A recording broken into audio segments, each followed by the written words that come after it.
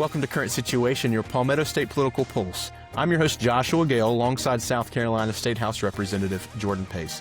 Every week, our goal is to help you navigate the complex world of politics through biblically conservative perspectives. Today, we're joined by podcast host Phoenicia Miracle. Phoenicia is launching in the year 2026 here in the spring a podcast called Shuck Beans, and we're going to ask a couple questions about what is Shuck Beans, but also our conversation topics are going to be around the efficiency and effectiveness of philanthropy versus government assistance, how Appalachian communities built communities without dependence on government. Before we jump into today's conversation, we're going to hear a message from this episode's sponsor.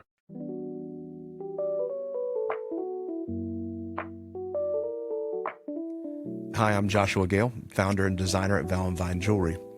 Here at Val & Vine, we understand marriage the way God designed it, a covenant rooted in unity and purpose. We also believe that jewelry is part of His design. We see it throughout creation, and we see it mentioned in the beginning of the Bible, beginning in Genesis. Gold is representing purity, diamonds representing radiance, and rings signifying commitment and covenant. At Val & Vine, our work blends this reverence with modern fashion and refined design. Every piece of jewelry is crafted with intention, guided by education, and delivered with confidence and kindness. At Val & Vine, every experience begins with a simple phone call. Whether you're just needing fashion and style guidance, or you're wanting to create something custom and uniquely yours. Whether you're envisioning a custom engagement ring, style guidance, or a meaningful gift, our goal at Val & Vine is to make your journey personal, clear, and enjoyable. So take your time, explore our collection, and when you're ready, schedule a commitment-free call with one of our team members. There's nothing we can't design together.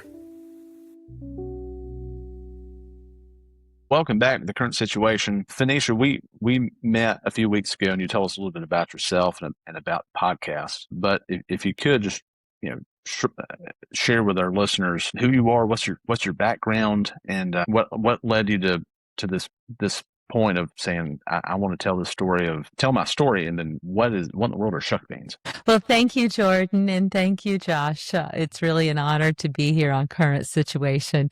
And I'll just start with your last question, Shuck Beans. So if you're from Southern Appalachia, the Southern Mountain region, you might know Shuck Beans as leather breeches. And basically, it's a way of preserving food and before refrigeration. So the families took the green beans, which were white half runners usually, and strung them up. Hung them up then in a cool, dry place. And by Thanksgiving or by the fall, we had dried beans, which you then simmer for a long, long time with a big chunk of fat back pork. And they're absolutely delicious. And currently I live here in South Carolina in Charleston. And so you certainly don't find Shuck Beans on anyone's menu. I bought them this year off of Facebook from a friend back in Harlan, Kentucky, which is where I'm from. So that's the answer to that question. And then related to the philanthropy piece, I began my career in fundraising in the year 2000. I had been an English teacher for about 10 years and transitioned into fundraising. And through that transition, I definitely saw the effectiveness and really the efficiency that private giving can have on a community. Because when people are able to make donations from their discretionary revenue, when I have enough money left over at the end of the day because I've had low tax, an affordable housing system, when I'm in a community that's really working well, as an American in a democracy, I have the money left over to give where I want to give it. And so I've worked for a hospital, music festival, food bank for several years. So I've definitely seen what private philanthropy can do. So I would also go on to say that growing up in Appalachia, and Shuck Beans is an excellent example of one's ability to plan ahead when you're not depending on someone else to take care of you. I think because of the isolation of the mountains also because of the Protestant work ethic. The fact that so many Scots-Irish came there, English came, and many of them had already fled Europe because of some kind of religious persecution. And they brought with them a real love and patriotism for this country. As many, many books have recorded, Appalachians by far outnumber any other people group that volunteer for the military in America. And so you see that love and that concept that nobody took care of me in England. Nobody took care of me in Scotland. Nobody took care of me in Ireland. Nobody took care of me in Germany. And so here I am, and my mom's people were there in Harlan County for over 200 years. And that concept that we need to work and then give of what we have to others, mostly through our churches at home. And then once I left Harlan and went into philanthropy as a career, I saw the work that charitable nonprofits do in the community. As I often said when I was a consultant in fundraising, in philanthropy, if you haven't proven that you're going to make good use of the dollar, your nonprofit won't last very long. So that doesn't happen in government. The government just asks for more or taxes more, but the nonprofit world definitely has to give an account of their outcomes and how much of your dollar actually went to prove that what we promised you was going to happen does happen. Yeah, I've always done research on that to make sure that what percentage of that contribution goes there, because, you're actually doing a transaction, you're handing in a check or something like that. Obviously, I always say if we had to hand in a check with our tax dollars from our paycheck, we would care a lot more about where those dollars are going, but we do more research on the nonprofits we're giving to than we do our state house representatives in the budget there. I was down the street, ran into a gentleman the other day in front of Kusal, this area of Somerville over here. I had seen reports on different Facebook pages. I used to live in Park Circle, so I first saw it there in Park Circle. There was a gentleman setting up a nonprofit booth soliciting donations for abused children. So that person began to do research on that table and that nonprofit, which was founded and based out of Atlanta, Georgia. And when they confronted the nonprofit who benefited children in Georgia and asked them why they're in South Carolina soliciting money that only helps abused children in Georgia, why it was a reputable 501c3, it did have the 501c3 accreditation and number. It was highly strange that why are you here moving around Charleston? And so after being confronted, the gentleman did not have an explanation or answer.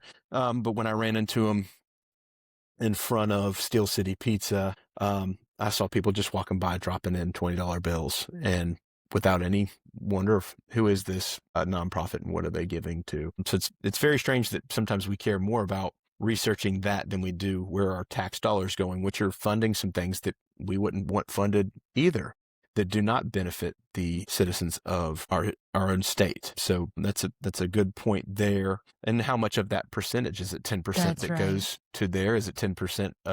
Why are the administration fees higher for some organizations than others? So those are all important questions and things to see when giving to organizations. So getting back to the statement about Appalachian communities, building, without a government assistance, without government overreach, without government dependence, because when nobody shows up to help, I think there's something innate within us that we want to survive. We want to thrive. We want to be okay. We want to serve and help each other. It's within us. But we've actually become a society with extremely dependent on government assistance and government, relying on the government to step in to fix things. And one of the scariest quotes ever, I'm from the government and I'm here to help.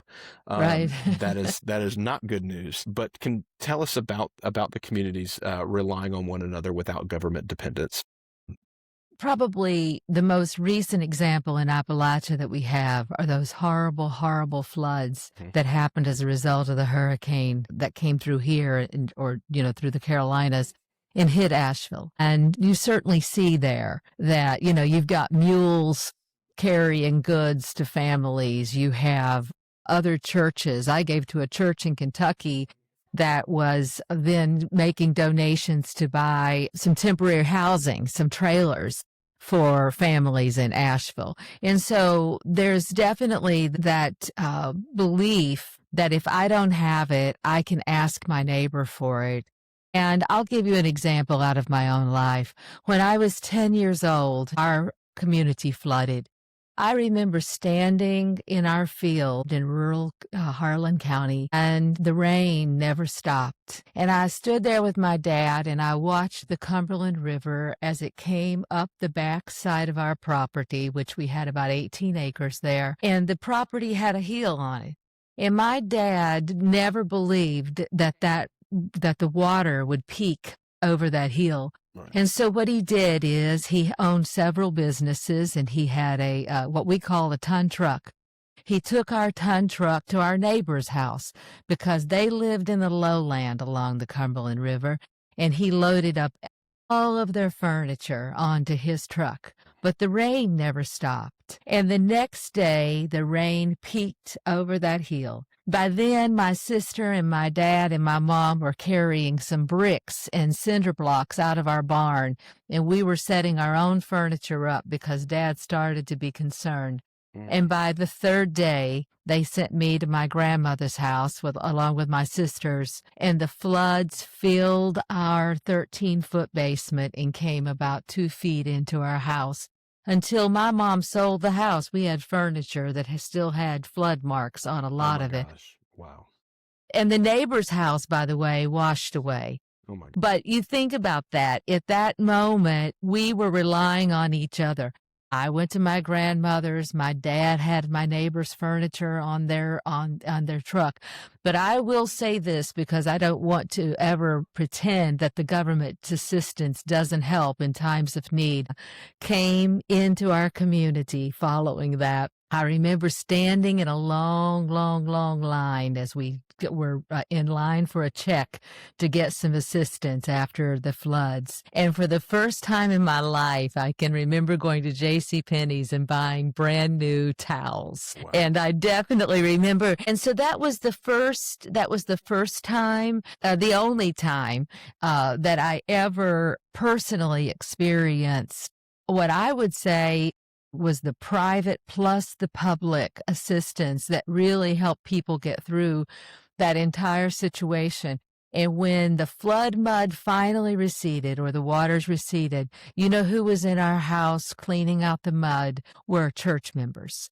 And, and so again, you came together. I will, and jump in here, Josh, at any minute. But one thing that I have seen in the last 20 years when I have, as a professional fundraiser, is that sometimes we who are so self-reliant, and I would have to put myself in that category, it's easy to look at someone else and say, well, why can't he do it? Why can't they pull themselves up by their bootstraps? But we don't know the background of everyone. No. And so that's why it's so, so important to go back to what you've said, to look at the nonprofit. Is this a reputable organization that's helping people in my community?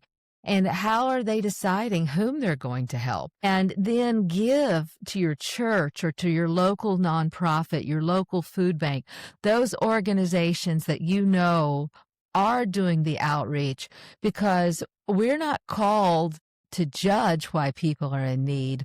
We are called to give of what we have in order to help people in need. And that's why I support what Jordan believes totally, and that is in a conservative perspective on taxes. The more money that I'm left with, that I've earned, then the more generous I can become in ensuring that the people in my community are actually assisted in and not just my community, my state, even around the world. we're able to give when we see needs on television and we hear about the needs that are caused by hurricanes and floods and fires and volcanoes. But if I don't have the money, if it's all has been sent to Washington, then I may not be able to even do the good that I want to do. Correct. And that reminded me of, whether or not, a neighbor helps you out or somebody else can help themselves. Psalm 27:4, one thing that I have asked of the Lord that I will seek after, that I may dwell in the house of the Lord all the days of my life, to gaze upon the beauty of the Lord and to inquire in his temple. For he will hide me in his shelter in the day of trouble. He will conceal me under the cover of his tent, and he will lift me high upon a rock. And I just look at that verse, and I want to be the person that is, one thing that I ask, one thing that I seek after is to gaze upon the beauty of the Lord and to dwell in the courts of the Lord forever. Because if I'm being fulfilled by the Lord, every single thing, he's meeting every single need. He's my trust. He's my shelter. He's my rock. He is every need and desire, expectation. Everything is being met by the Lord. Everything else is a garnish. If it works out for me, it's a garnish. It's a cherry on top. But if it doesn't, I have every single thing that I need. I think we've lost a people that have understood and felt that way, that everything else was a garnish on top, that we're not entitled to anything. And we need to manage our expectations, that if my friends show up and help in this way, it's a garnish, it's a cherry on top. If the government does show up and it is helpful and it does work out, it's a cherry on top, but it's not something that I'm guaranteed. It's not something that I need in order to feel fulfilled or satisfied or taken care of or served in any way. And then Paul reminds us that we love and we serve out of reverence for God, not because we're being served really well, not because we're being loved really well. So that's all really important. And then as you were sharing as well, it just reminded me of, I think one of our conversations, you shared with me about an elderly gentleman, an elderly pastor who someone tested. They called a bunch of different organizations and churches, and they said they needed money for formula. Can you tell me a little bit more about that story? Yes. So the pastor is Reverend Dunbar from Somerset, Kentucky. He has pastored a Church of God there for many, many years. And about a month ago, and this was all over social media, an influencer, a young woman, decided to pretend that she was a mother in need, that she pretended that she had a baby that had run out of formula. And she called many, many religious organizations, and she recorded the conversation so that she could then, make her case. These organizations were generous and represented Christ. And I guess she was going to say the others didn't. But whatever the case, when she got Reverend Dunbar or Pastor Dunbar on the phone, he was very, very compassionate. And as I said to you, Josh, that day, one thing that I see throughout Kentucky, throughout Appalachia, is if I have two of something, if I have two cakes and you want one, I'm happy to give you the other cake. Mm-hmm. If you ask me for the money to go bake the other cake, that might be a little more difficult to come by. Right. Mr. Dunbar asked her, what kind of formula does your baby need? How much formula does the baby need? In other words, he was representing the love of Christ and the sympathy and the empathy that we as Christians should have, not by promising to send money or stop at the church and I'll give you $25, but how can I help you actually meet the need that you currently have? What can we do for you? So that story went viral, and his church has received thousands and thousands of dollars from this influencer's followers who know that the heart of this man is with those who are downtrodden, those who may have fallen behind in some way. And that represents who we should be as Christians. I think it certainly represents the best of Kentucky, which happens to be my home state. But Southern Appalachia includes a teeny tiny part of South Carolina and some of Georgia, and then up through Virginia, Kentucky, maybe a little bit of Pennsylvania, certainly at West Virginia. So it continues to go up. But in those Southern Appalachian states, So often, the idea of going hungry, especially in the early 90s, I think about my own grandfather who was sent to an orphanage in 1906, I think it was. The idea of being hungry is still part of the conversation. People can remember stories of a grandfather who was hungry, or of the Great Depression when there wasn't much food, of trying to garden on a mountainside where it's very, very difficult. Their hunger is still relevant, is what I'm saying. I'm not saying it's present, but I'm saying it's definitely still relevant. And so when she called Pastor Dunbar, he came right in and said, yes. And really, Josh, that's a good segue into Shuck Beans. Those authentic, positive stories that come out of Appalachia, out of people who have had transformations, who have studied their ancestry and know what a blessing it is to be in this country, who understand the history of the region, the values of the region. They're all of the stories that I want to highlight on Shuck Beans. I'm not interested in the stereotypes and the pathos and, oh my goodness, our coal land was taken, because you know what? My coal land was taken. And I've done enough ancestry work now. I can see the deeds. And when I say taken, none of my ancestors who signed those deeds could read or write. So they just have X's. Then I have family members who say, well, we don't know if those were really our family members' X's. And that's the truth. But we can either look back and become angry, or we can look forward and be so grateful for the opportunities we've been given in this country and say, God, how can you use me? How can you use my story? And that's really what I'm not saying that Shuck Beans is always going to be a positive spin on everything, because I know the reality isn't always sunshine and daisies. But I am saying that my goal is twice a month, the second and fourth week, launching in February, is to promote how things are done, the rituals and the traditions and the humor, the music, the food of Appalachia that we're proud of and that we can present to the world and say, this is a strong, resilient group of people. That does carry a lot of weight and a lot of meaning to it, because difficult times produce strong people. Yes. I feel like we are in a place now where we have a generation that's coming, and we're understanding that there's an entitlement. There's a level of this, that things shouldn't be hard, and things don't need to be hard anymore because we have automation. We have artificial intelligence. We have all these, we're becoming weaker and weaker and weaker. But the Bible promises the opposite of that. The Bible doesn't say that things will be easy and wonderful. It actually promises in John 16:33 that there will be tribulation, but take heart that I have overcome the world. Holding to that and understanding that, but it produces a type of person that will persevere, that has the skills to survive, can overcome, and understood the meaning of the Maslow's hierarchy of needs, that hunger, I don't think many people have ever experienced hunger to where that's right. It is haunting to feel hunger that much. So, all the way back to the story of the woman calling for, if she wasn't here in Charleston and she would have called the Low Country Pregnancy Center, they would have given her formula.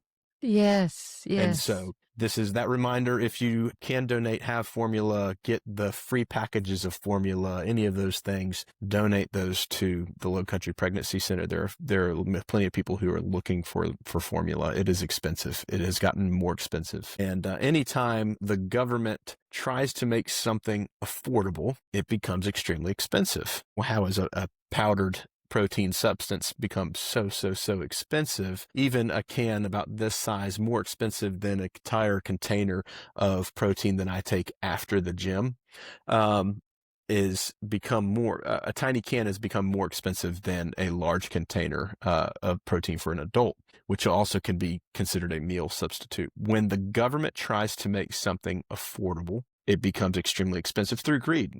Why Walmart is our food pantry for the entire United States of America. They've signed an agreement, SNAP, everything. So when we start to subsidize food more and give out more benefits for food, why would they not increase the cost of foods to reap as much of that? We know we're gonna have this many billion in profit this year because of food stamps or SNAP or whatever it may be. Surgery, healthcare, another example. That's I had LASIK eye surgery before the pandemic. I didn't, thank God, wearing a mask and glasses was the silliest thing in the world. I'd see people's glasses fogged up all the time. And, but I had LASIK eye surgery, and Dr. O'Day is a great one here in Charleston, does so many surgeries. Carrie Sullivan's one of them, or Solomon. LASIK eye surgery is extremely affordable because the government's never tried to make LASIK eye surgery affordable. Mm-hmm. They've never tried to get involved in it. And therefore, the doctors have never increased the cost of LASIK eye surgery to be greedy and say, oh, if the government's going to pay for it, they're going to subsidize it.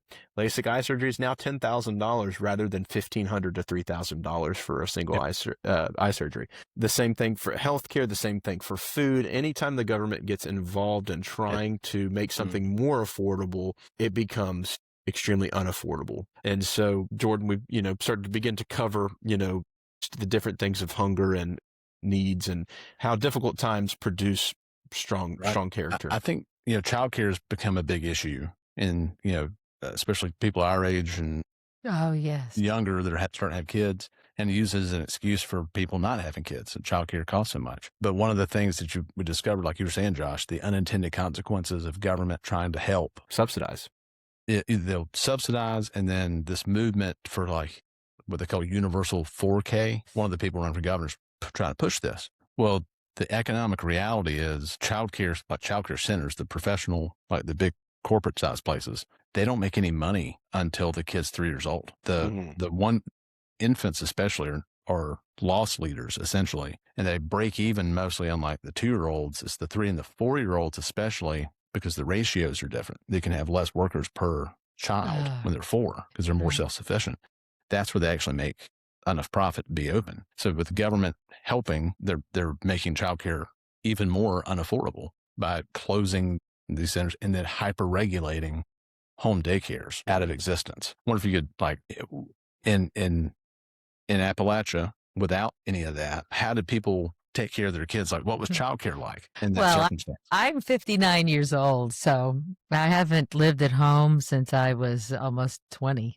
Mm-hmm. So I can't speak to what it's like today, but I can obviously say when I was growing up, childcare was a family business. My grandma helped. My dad had the businesses. And so I love this story, and I don't know if it really answers your question, but my dad's store was in town. Mm-hmm. And so we lived out in the country, but we went to the city school. Because he drove us up there every day with him. When we got out of school, we walked to the store. Depending on the age, I can remember sleeping, in beds of men's work clothes. Oh, the big piles of men's work clothes that he had. Well, you don't know. But anyway, obviously coal mining was the main profession there. And so we sold a lot of rubber steel-toed boots and 99-cent work shirts and 99-cent work pants. And then but it really, really was a family business.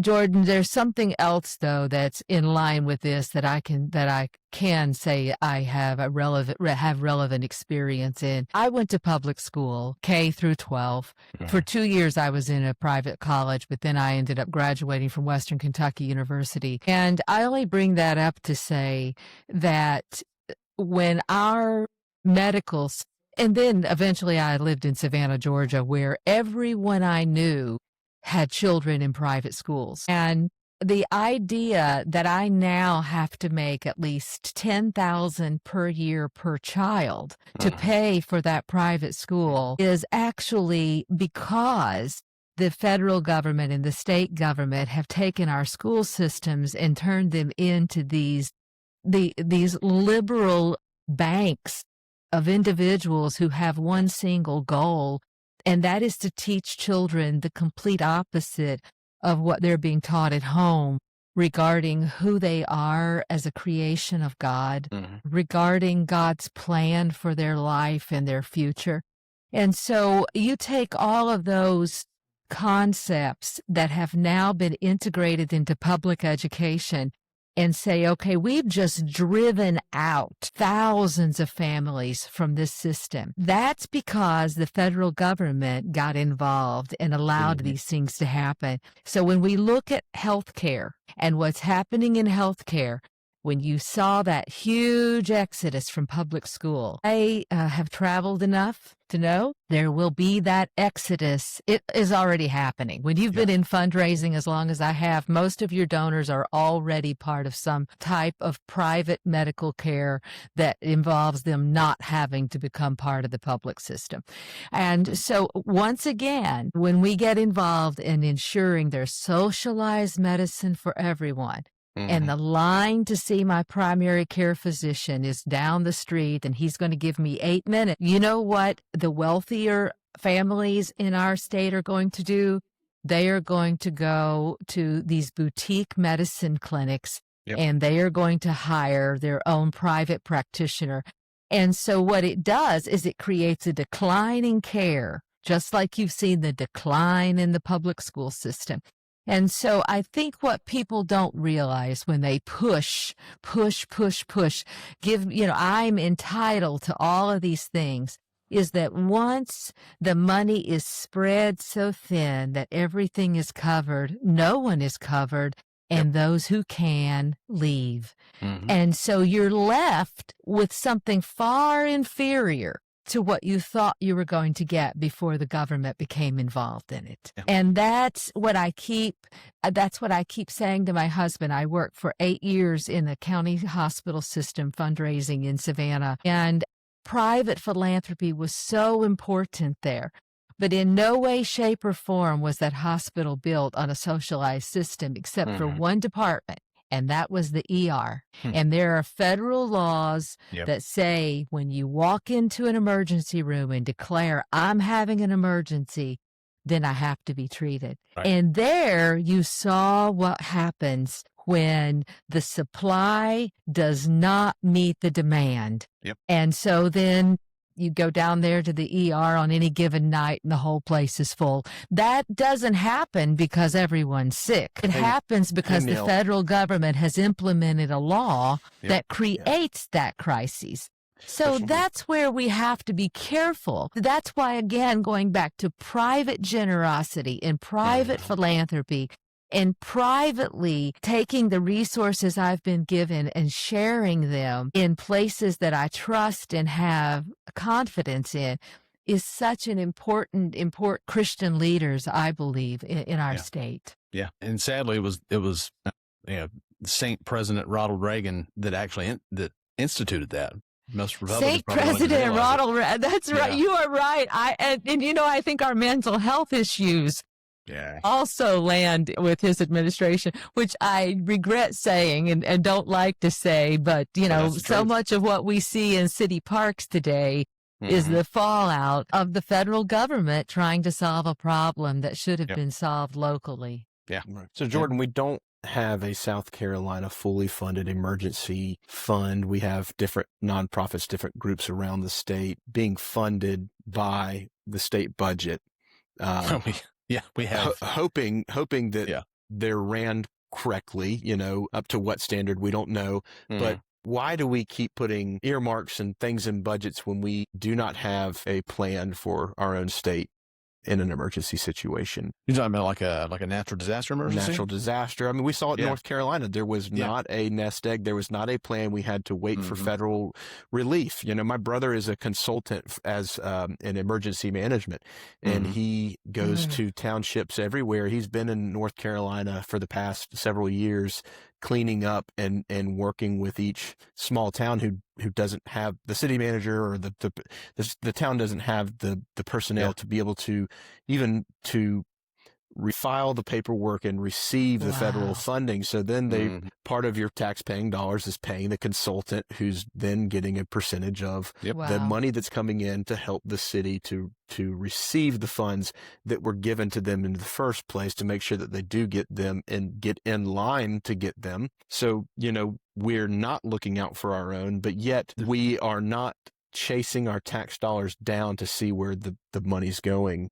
Yeah. And it's going to be an emergency situation where we're to blame. There's two reasons for this. And now I'll give you a comparison in a second. So the first reason is what we've been talking about. With the institution and the expansion of FEMA, the Federal Emergency Management Agency, states have increasingly relied on the feds because it's there. There was a time when there was no FEMA, or when FEMA was itty bitty, teeny tiny. So by its just existing, it creates a reliance on it. And then FEMA is operated primarily on money we were borrowing that we don't have. So that's part of the reason. The other part of the reason is a lack of leadership, frankly, from the governor's mansion. Emergency response falls under the executive branch. There's not a whole lot in South Carolina constitutionally that falls under the governor's office, but that is under his purview. And unfortunately, the solution over the last few years under this current administration has been to create this thing called the Office of Resilience, or the Office of Resiliency, which, I don't know, at least a quarter, if not half of what they do is focused on climate change and not emergency preparedness and that sort of thing. It is an extremely opaque and not transparent agency. Like, I've asked all kinds of questions and gotten, very little in response. The comparison to that is DeSantis in Florida. They know they're going to get hurricanes all the time. And when they had that one special a few years ago in Cape Coral down near Naples, DeSantis, because he's a strong leader, they had a plan. They got people out. They had minimal human life loss. And I think it was within like a month and a half of that bridge to the island being wiped out, they rebuilt the bridge. Like, done. So those two things together, federal government pushing reliance on it, on just by existing with FEMA, plus a lack of leadership, that's why we're at where we are. That's why we are where we are. The good news is we're going to have a new governor in 2028. I don't know who's going to be. I hope it's Ralph Norman, but we're going to have a new governor, and there'll be an opportunity to fix that. Yeah. I would agree with that statement. It is over here on Dorchester Road where I'm at. We're overdue for an earthquake. And if you look at the fault lines in South Carolina, the entire road itself of Dorchester Road, which is a long road all the way from the peninsula down in Charleston up to Somerville, to the ponds where Highway 17 alternate intersects, is a fault line. We're overdue, no plan. That would isolate a lot of people from that are next to the river from being able to access, life-saving care, so it's, there's so many of those things that, I think George, you said that the heater went out when it's an emergency like that, and you've got children and there's no heat and it's less than 30 degrees outside, and you try to call an HVAC company. They give you the, maybe tomorrow, maybe the next day, get your blankets and your wool socks. Thankfully, you got a guy, somebody, you call the friend and say, hey,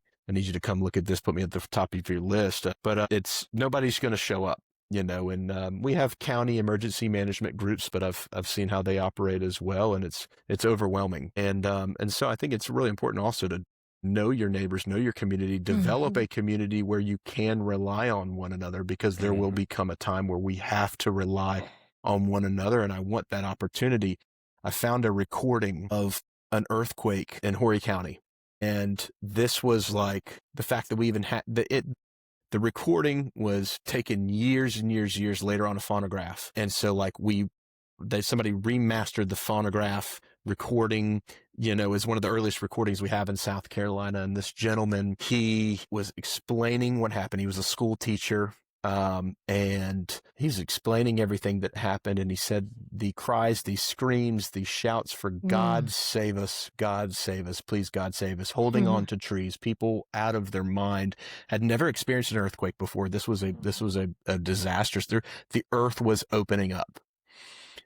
It was the way he tells the story was just crazy. I'll try to find it and put it in the show notes as well, because it's really, really interesting to hear. And his Southern accent is pretty incredible. When something that we've never experienced like this before, we go back to some of the hurricanes that we've had here. What was the biggest one? Hugo, people were hoarding and selling ice and, making a fortune off selling ice. And what was it, 2 weeks without power during Hugo?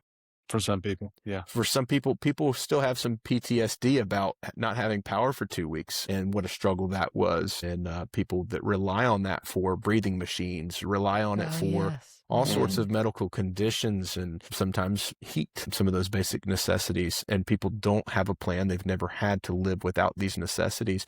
They don't know how to start a fire. They don't know how to be able to provide for themselves because they've always been taken care of and they've always had it. And so it will be a more rude awakening when a natural disaster happens in 2025 or 26 than it would be years prior, where people did have some necessary skills. People knew their neighbors. People had to go borrow from things. People had to have a conversation. And now we'd survey a neighborhood and people wouldn't know even a 20th of their neighborhood, and see each other at the store and not even know that they share the same street address. So it's a rude awakening, but there's hope that there's something within us that is innate or that we've learned from previous generations that we can come together as communities. We can survive and thrive. If people have done it before, we can do it again. And Phoenicia, I'm looking forward to hearing stories about that on their upcoming podcast and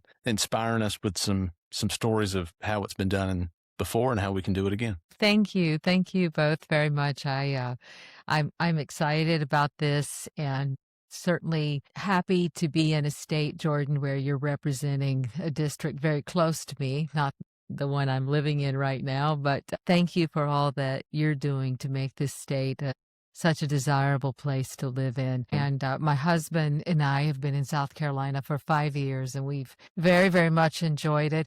And so I hope to bring maybe I'll have to cook a pot of shuck beans some night and have you all over for dinner so you can get the sense of it. I took some pictures at Thanksgiving. Yeah, that sense of resilience, I think now that I think about it, is in the shuck bean, right? Yeah. If you've got bags of beans, and my grandma who had all of her canned goods were in the cellar that was built into the side of the mountain. You always had something, regardless. You didn't depend on electricity, so it didn't matter if it went out, right? I think hopefully we are becoming more aware that we need to become more self-reliant, even while enjoying the wonderful blessings that we have here in this state. Yeah. Absolutely. So that's shuckbeans.com, ShuckBeans.com. Phoenicia, what is the other name for Shuck Beans? Leather breeches. So you may have heard it by that, but now you'll never forget it, and you'll have some more insight into that area of our fine country. So visit shuckbeans.com to learn more about this upcoming podcast, again, that's coming out in February. You're in the midst of scheduling guests and kind of getting some episodes queued up for the big release. But if you want to learn more about it, we'll put the information in the show notes about Shuck Beans. We're thrilled to have that podcast to add to our playlist of some new, fresh content that we have not been able to find or see anywhere else. So we're excited about that. Jordan, I know that we're here at the end of 2025. What are we looking forward to early in 2026 as far as the State House is concerned? State House is reconvening January 13th. So guard your wallets, hide your money. We'll be in session until May.